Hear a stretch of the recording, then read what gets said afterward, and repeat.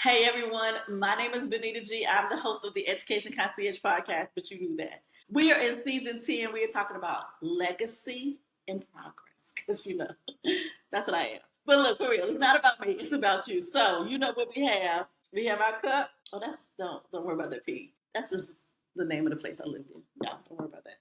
We have our pen and we have, hold on, because it has a pinky on it. Something to write in to take notes because we're dropping gems. We're giving you advice. We're giving you all of the things, ed tech. We're giving you things to understand how to navigate the education system with different guests on. We slide into guests' inboxes professionally. And we bring them on after we vet them and say, hey, what are you doing? How are you disrupting? How are you dismantling education? And where are we going forward? Because we're going into the 20th century, okay? So we can't just be stagnant. We can't, somebody said the other day, we can't put our head in the sand. That no longer works as we're in education, in the education atmosphere. So I'm going to bring our guests in. Once we bring them in and we do the opening, they are what? Family. All right. They have to fix their own plate next time. All right. Let me bring him in. Hold on. Ida, how are you? I am great. Welcome to the Education Concierge Podcast Season 10. Season 10. Oh, I love it. I love it. I heard that accent when I said it, 10. I heard it, y'all. I heard it something. Speaking of accents, I am a good country girl. Not really southern, but country, definitely. From Lawrenceville, Virginia. I know. Nobody knows what that is. It's okay. But in the country, and my dad's from Georgia, when you come into the house and we bring you in, it's Sunday dinner. As a guest, you cannot fix your own plate. We have to fix it for you. But when you come in here, leave your shoes at the door because it's red dirt clay. Walk down the hall to the bathroom. Wash your hands. Do not use my mama's good towels. They are not for you to use. You use the paper towels in the bathroom, and then you come on back. Now, before we fix your plate, we do ask you an essential question. So I'm going to ask it here. Would you prefer a regular plate or do you need a plate with sections? I will take a regular plate. I would like to eat whatever you serve. Yes, so it's not optional. We're going to put a little bit of everything on your plate. Now, sometimes people don't want to touch it. Like my mom, we grew up in a house. My mom was like, I don't want my food touched. And so we grew up in a house where we had both and. And so we're going to give you a plate, come onto the table, and we're going to give you a nice cold glass of sweet tea. Because unsweet tea is just a blasphemy, and we just don't believe in that. And so welcome to the Education Concierge Podcast. Please introduce yourself because you are now family and tell us what you do. So my name is Alfredo Matthew III, and I'm the third because I have my father's name and my grandfather's name. And I am an educator. I am an entrepreneur. And I'm just really happy to be here. I started my career teaching in New York City, taught in schools in California. I did small school startup. I did charter schools. I taught IB. I did all of those things. And then 10 years ago, I made a transition from the classroom to entrepreneurial ecosystem building. So I've been a nonprofit director and I've worked with, school districts and Silicon Valley companies, building that bridge between the classroom and the innovation economy. And then over the last 6 years, I've been a small business owner and I've started numerous businesses and I do a lot of work supporting small businesses. And I think there's a real connection between education, workforce, and entrepreneurship. There it is. And I love it. And people get upset with me all the time when I tell them that education is a business. And they go, oh, no. I'm like, yes, it is. Yes, it is. We sell books. We sell chalk, we sell pencils, we sell ideas, all of the things. So education is a business. So my first question to you is, what legacy do you have in progress right now in the education atmosphere? The legacy that I have in progress right now is helping to shift learning from kind of teaching people how to prepare for a job to teaching people how to be owners. Because I think that, like you were saying, we've been preparing people for factory education for 100 years, right? Public education didn't exist until the 1920s, right? Everyone was a farmer before that. Then 100 years ago, we started, preparing for these industrial jobs. Well, we've been in the information economy for over 50 years, and education is slowly changing. And I think right now we're going to see tremendous change. But the shift that people have to understand is you're not preparing to be an employee. You need to prepare to own. You need ownership. You need assets. You need wealth building. Because in the future, I don't know what the jobs are going to be like, but if you're thinking that your employer is going to take care of you, you better be able to take care of yourself. And I'm old school, so we knew something was shifting.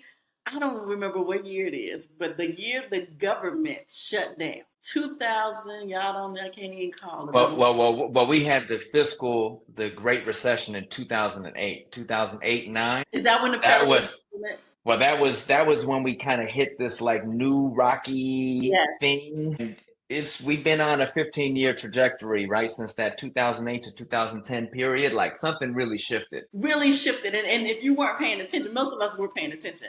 And I'll never forget, we were sitting there talking, and my friends were on furlough or laid off from Mm, the good government jobs, what we used to call them. And we were all sitting there going, girl, man, something yeah. is shifting because we can no longer rely on me being an employee of the federal government. And we saw it this year. Oh, yes, yes, And once again, we were like, okay. And I love how you're stating the historical understanding of school and yes. where we need to go and where we are going. And not everyone, and that's okay. That's okay. Yeah. We have people out here like us saying, okay, we need to shift, we need to move. And so, what systems or beliefs are we now, or are you now having to challenge to get people to shift that mindset? Well, I think one thing that's happening is, right, the shift is already happening, and it's going to happen whether you believe it's happening or not. And what I'm talking about, public education is shifting, and school choice is a huge part of this shift. I live in Texas. This year, the legislature passed a voucher program statewide, Yeah, $10,600 for everyone, right, below a certain income threshold to put towards the education of your choice. correct. Many states across the country, Florida, many states have voucher programs, school choice. What this is going to do to public education is going to radically change it. Because, right, for 30 years, we've been dealing with like district schools versus charter schools. Yep. And then your private schools, what's going to happen when families is now a market-based approach? The family now has, you got a 10th kid, put it towards the school of your choice. All of a sudden, that market is just going to explode, and traditional districts that are bureaucratic are not going to be able to keep up. We're going to have a very fragmented education market. There's going to be lots and lots and lots of small players, and people are going to be trying to get market share like in every other industry. And I think that, right, there's a lot of reasons why this is happening. One is that education is not doing what we've asked it to do, right? We've asked, hey, take care of our young people and prepare them for the future. Education doesn't know what the future is. No one knows what the future is. So how can education prepare for a future that no one can predict? Workforce is changing. I'm going to prepare you for jobs. Those jobs don't even exist yet. Like, we don't know what the jobs are 20 years from now. So like, you need to be lifelong learning. You cannot just get this like shot of learning from the age of 5 to 18 and think that you're going to go out in the world and be okay. You need to be learning, growing, developing like throughout your whole life. I know a lot of people in their 40s who are losing jobs and they have to go get retrained because, right, AI can now do their coding job. So you might have to rethink your whole career path at the age of 40.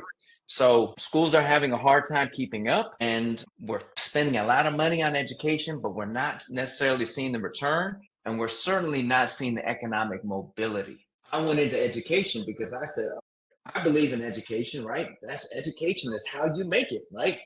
If you're here, but you get an education, you can go on and do big things. It's very hard to do better than your parents in America these days. What the baby boomers had, what previous generations had, our current generations, we don't have the same housing opportunities. We don't have the same business opportunities. We don't have the same social security opportunities.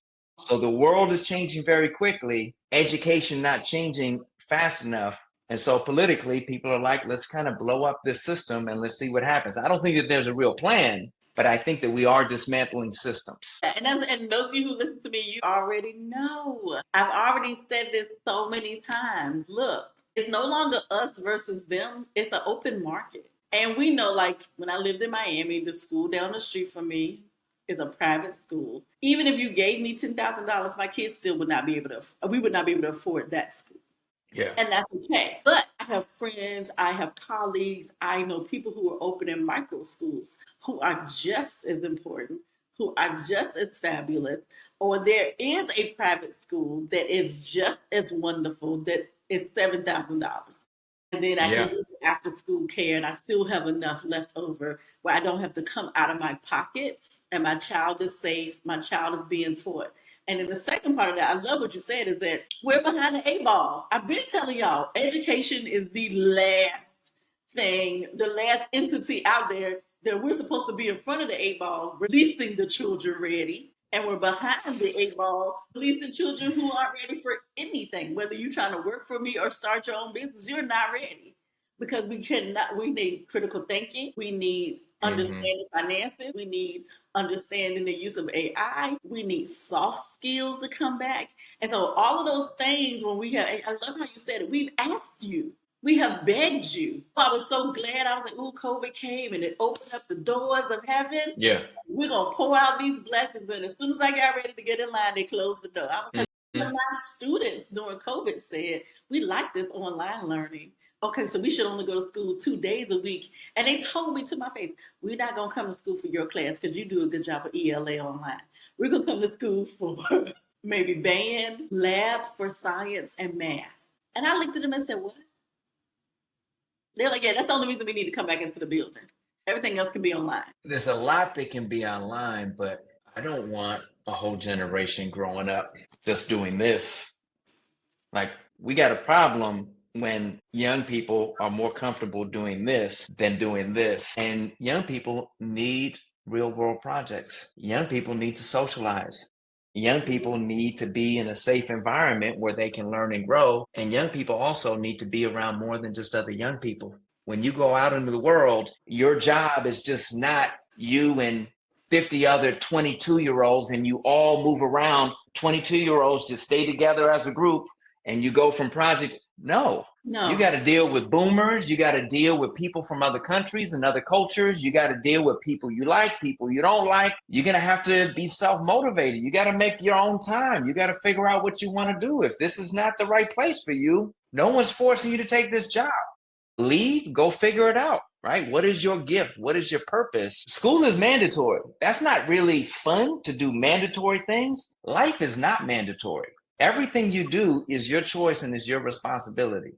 So I hope you've done some self-reflection and you know who you are. You know what you're good at, what you're not good at, and you grow. Like, you're not stuck where you are. You got choices. Online learning, AI, embrace it, do it.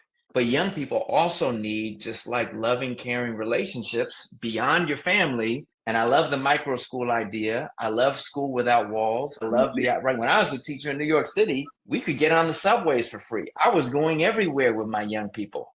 I taught them, this is your city. You own this city. You're inheriting this city, right? Like that's what I want young people to feel like, is ultimately young people are going to be the ones that are taking care of us when we're old. And I think we've lost that. Like, we just think that I just need to be able to take care of myself and I don't rely on anyone. Where is that going to get us? That's going to get us where a small group of people are well taken care of and they've got all these resources, and a lot of people are obsolete. Look, everything you just said, yes, because when I taught in DC, same way, students can ride for free.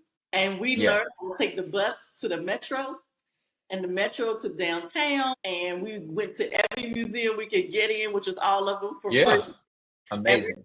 We bought $8 and ate at a food truck and got back on the metro, the bus, and learned. And I didn't realize I'm a city girl. So I'm a country girl in the city. So I thought all people knew how to navigate the transportation. The kids like, we never left this radius. We never left this area. But we're going to learn today. In New York City, right? I taught in the South Bronx. There's young people who had never been to Manhattan. When I was in San Francisco in the Bay Area, I was in high schools in San Francisco. They didn't know what Salesforce did. Salesforce is the largest employer in the city, private employer in the city of San Francisco. They didn't know what a CRM was. So schools, one of the big challenges that schools are facing is it's so focused on the classroom, on the four walls, on just the teacher and the 20 or 30 kids. And like the learning is just taking place between those 20 kids and that one teacher. That is not appropriate.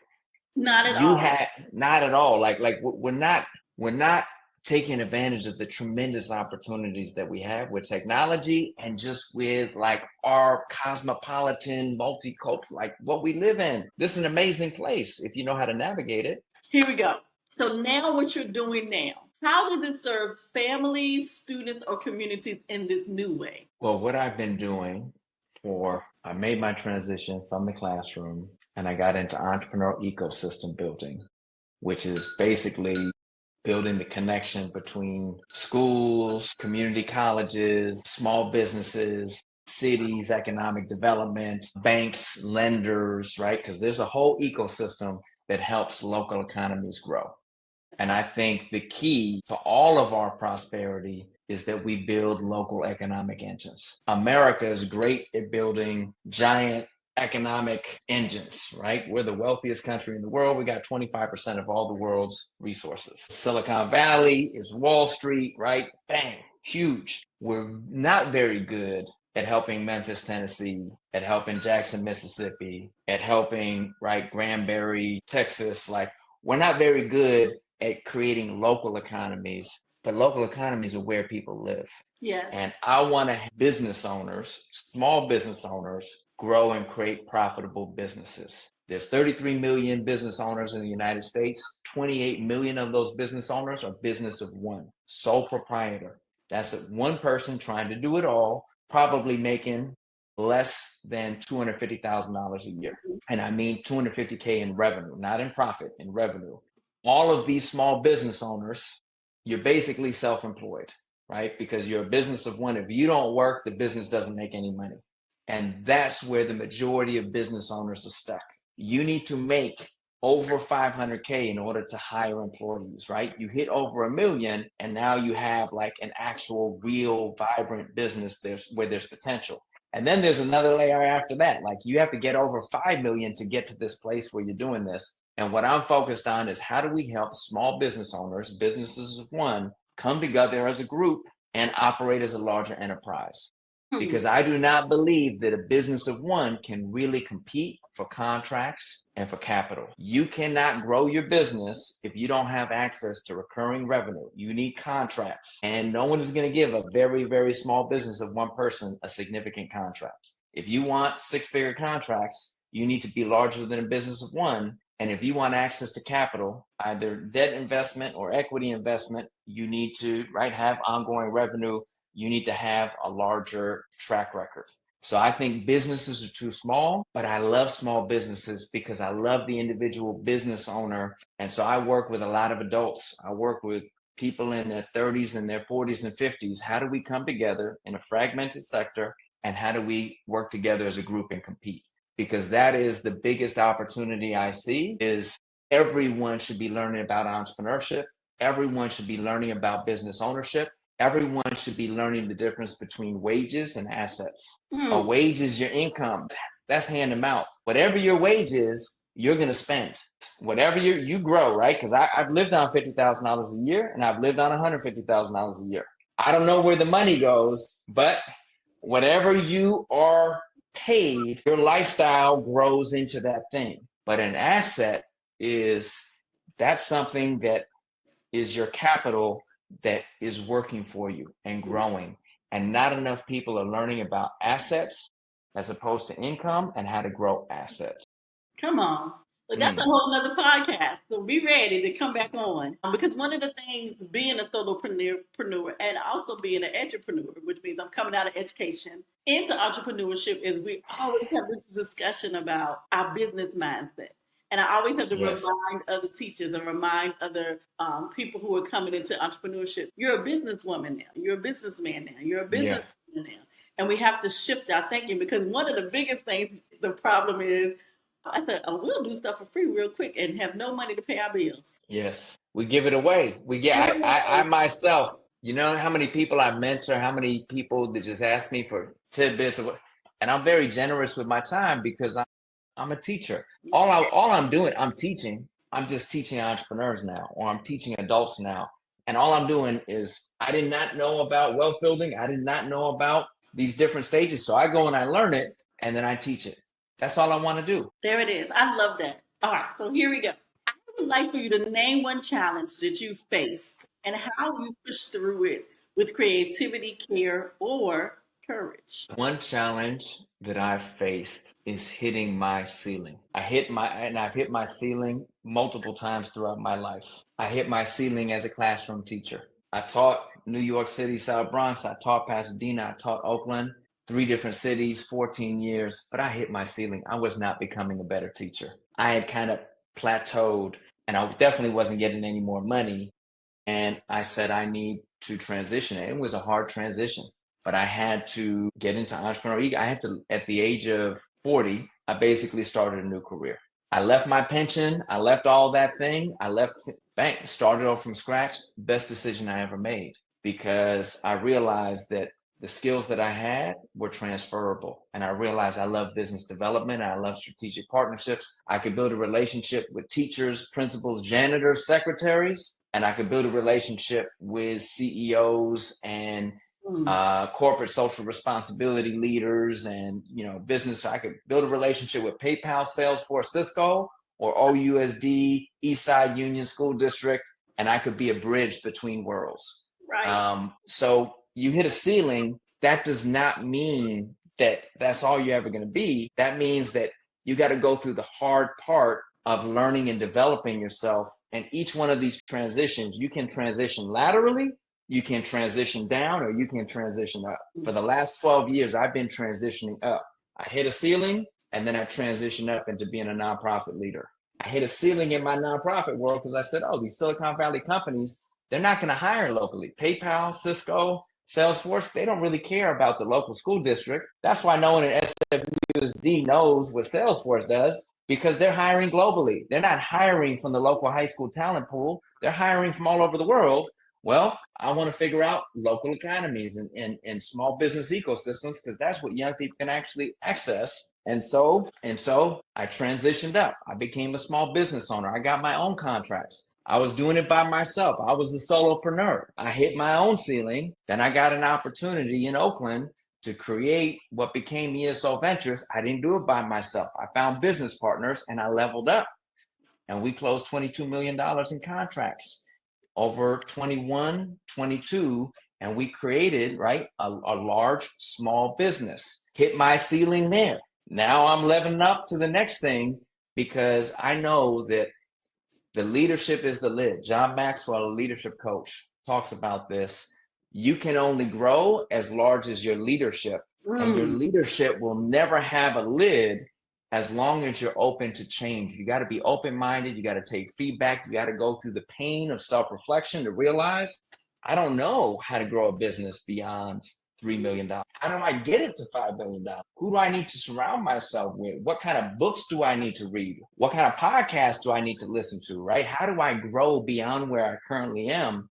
And so that's a lifelong process. Oh my goodness, y'all! I want to stop right here, but we got to keep going, because when you said, and I know y'all heard it, because I know y'all I got chill bumps. I know those listeners, I know y'all heard it. He said, I hit a ceiling teaching. I said, I never called it that. But then you said something that I had said to my best friend. I am not growing as a teacher, and I can't become any better. And it's not I think I'm better than. It is, I hit this ceiling of where I am.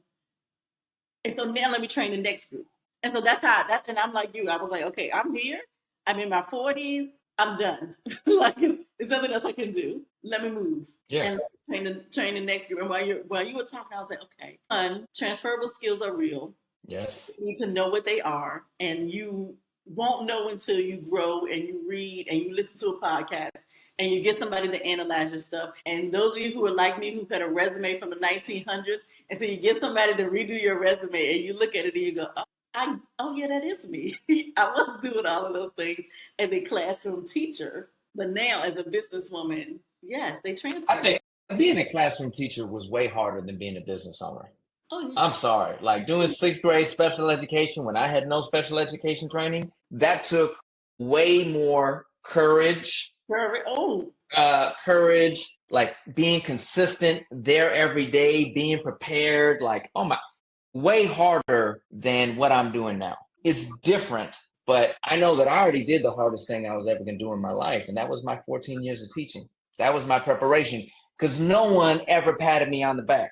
I get accolades all the time now. Oh my God, can I ask you tell me, how did you make that money? And, people want to work with me. I got no validation. And I had to drive myself because my young people, I love them, but they weren't saying, oh, Mr. Matthew, thank you for showing up today and being positive and being prepared and being professional. Thank you when I dished all my ish out on you and you didn't react and you held it together so that everyone could. No one knew. No one knew. I was in there by myself.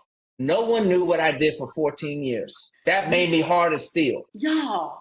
And don't I tell y'all all the time, I said I never wanted to be anybody's teacher of the year, and I knew I was never going to be anybody's teacher of the year. And even those of you who listen to my tips and tools on Tuesday and Thursdays, what's the one thing I leave you with? Thank you, because I see you. Because I'm like you. People, every once in a while, you would hear a teacher, oh, girl, you good, or you would get a parent to send you an email, or you would get a parent to send you a text, be like, thank you, we miss you, we over here in this other school, they crazy. But you're right. And I never thought about it. Like, I have done for 26 years the hardest job on earth. Taking care of other people's children and being positive and supportive and consistent. You a child? Yes. We the same size. I used to tell my students, we the same size, we're not the same age. I'm grown. Mm-hmm. Okay, you're still a child. Bring it back together. Oh my goodness. Let me tell you something. If I'm getting healed from this, I don't know what you're getting. I'll get other stuff too. But if you're not getting healed because you're a transitioning teacher and you are an entrepreneur, then I need you to listen to it again. Listen to it again and again and again, because this is essential to your social emotional, so that you can move forward and you're hitting it, but you're stuck. One of the things I wrote on LinkedIn, my first blog, was about being scared to jump in the water. Mm-hmm. I know how to swim, and I just keep circling the swimming pool. And it was about me leaving the classroom, going into being an entrepreneur. And I was like, I'm so scared. I just can't do it. How do I do this? And I said, my therapist, she was like, how did you learn how to swim? And I said, my dad threw me in the water. You got to sink or swim. And that's the beautiful thing about business. When I started my own small business, it was 2019. COVID hit March of 2020. I lost all my customers. I was on unemployment for the first time in my life in May of 2020. And my wife was like, you need to go back and get a job. You know how to teach, go back and teach, or make this work. Well, I made it work. And every time I hit that wall, like sometimes you have to have your back against the wall. You have to make it work. No one's going to make it work. No one's going to get you clients. No one's going to get you revenue. No one's going to take out that loan for you. You're going to have to take out that loan so you could bridge this season. You're going to have a game plan. You're going to have to build it and grow it. It's on you. And that's the way life is. No one is going to give you a handout. The federal government is not coming to save you. Nobody coming. No one is coming. And I'm sitting here now because I don't know. Being a Black female, we understand that no one's coming to save you. And so when you said your wife said, you better go get a job, because I've been there. I've had my family. Yeah. I'm a single Black female who is the auntie with no biological children. So there isn't even a spouse saying, you need to go get it. My family is like, what you doing? And I would say, and they were like, you just go back to teach. And I'm like, I walked away for a reason. Like, I know why I walked. Benita, I don't even know you, but I know you. And I know that you have a fire in you. You are self-motivated. You see something that other people don't see. And so you're not afraid because you know the abundance and the opportunity, and you're not afraid to bet on yourself. And you're also not doing this by yourself. You have a lot of support. You have support. You are loved. You're going to be taken care of. But I already know it. You can't fail, because failure is just an opportunity to learn. Success is not a number. Success is not achieving a certain amount of money. You are a trailblazer. We need more trailblazers, because the path that has been prepared for us is leading nowhere. That path is going nowhere. The mainstream path is like indentured servitude. So you better be a trailblazer, because going up the mountain, that's where you're supposed to go. We just don't know how to get there, because the ways that we've been told to go up that mountain are not the real way. And so I believe in you, because I know you're out there and you're going to figure it out. Thank you. I needed that. Like, y'all. Yeah. Okay, Lord. Yes. Anybody else is listening, I can't even. I would say, you know what? We're going to do the after show. And then I'll tell y'all why what he just said, I know was for me. Even if you're listening, that wasn't for you. That was literally for me, but you can't get it. We'll tell y'all a Patreon at the after party. Okay, I'll move on before I start crying for real because I can feel it. Here's what we're going to do. We play a game. Well, no, before we play the game, I have what we call controversial corner. Okay. Now, it's called the truth table. And we call it a truth table because my friends and I, when we get together, we put our phones down and we just start talking and we start sharing our truth. And we don't have to agree because my experience is not your experience. We talk about it.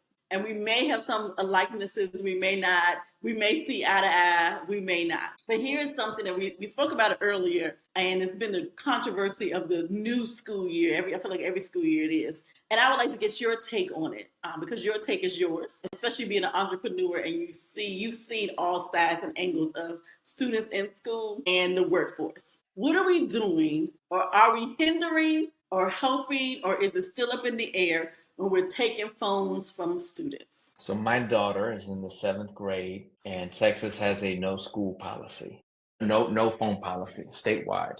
I think it's fine. She's got a laptop. She's using a computer in every class. The kids have plenty of access to phones. They've been on phones all summer. They've got iPads all summer. Like, there is no shortage of technology in kids' lives. I think it's fine. There is a balance. I do think it's a shame that we don't know how to integrate these, but it's because I would love for this to be integrated, because in my work, in my business, I go back and forth between my computer and my phone. I got books still because I'm older. I like to write. I like that my daughter still has notebooks. She still writes down ideas. We listen to podcasts together. Like, ultimately, young people have to learn how to manage technology and manage their own things so they can sleep and be healthy. Long term, that's not the solution. But short term, it might be better, because I think there's a lot of bullying that's happening and there's a lot of distraction. Short term, I'm okay with it. But long term, we need to make our peace with technology. You're my cousin. It's like we're cousins. Yeah, we're cousins. We're cousins. Because I say that all the time. I'm like, my issue with it is we're not helping them. We're not teaching them how to be like we are, be adults. We're sending them into adulthood. We're sending them to the workplace. And you're right. Like, when we have meetings at work, we're on our laptop, we're talking, we're taking notes. And sometimes we might go, oh, wait, let me see if I can find an email on my phone because it's faster. Yeah. Or like, I use AI in my work. And what we're going to tell kids, don't use the most productive tool we've ever created. Just remember 3 times 4. No, I don't even try to remember. Even when we do our budget, and I haven't done it, but I was watching the young man on YouTube, and he was saying how he gives AI his budget and his calendar, and it just playing his life. I'm not that trustworthy yet, but I have asked it. I've given it my calendar for the week and said, hey, where can I stop to do grants? Or can you tell me I need to chunk out some time to go work out? I want to do this new yoga class. And it'll say, okay, you like to work out in the morning, so you need to do that part. I'm comfortable, but I'm not comfortable giving it my finances just yet. But you're right. I don't agree with, I want to, like I told the teacher at the conference, I do not want you to be scared of AI. It is not coming to take your job, but is it coming to help my job be easier? Yes. Yeah. Well, I do think it might be taking your job too, though. In education, kids don't take my DLA job. But because I told myself, I still feel like, and you said it earlier, I do know the students will need socialization. They need to understand how to communicate and be with your people. But do I need to take 5 hours to write this IEP? No. No, you don't. My goodness, at the end of my career, I had a principal who wanted me to hand in weekly lesson plans. I mean, complete lesson plans with the student.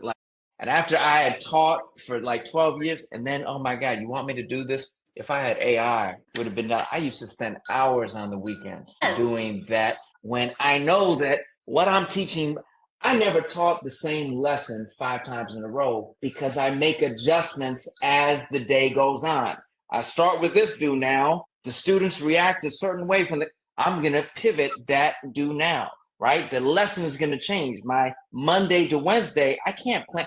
I know generally what I'm going to do, but I am an experienced educator, and I'm organic, and I'm real world, and I make 1,000 decisions an hour, and you want me to write it down a week in advance? So basically, there's a lot of busy work that AI can do, and there's a lot of thought partnership that AI can do. And we need to teach young people how AI can handle your business work, busy work, and how it can be a thought partner. But young people still need to learn how to make decisions. Young people still need to learn how to navigate problems and solutions. And the more real world the stuff is, the better, right?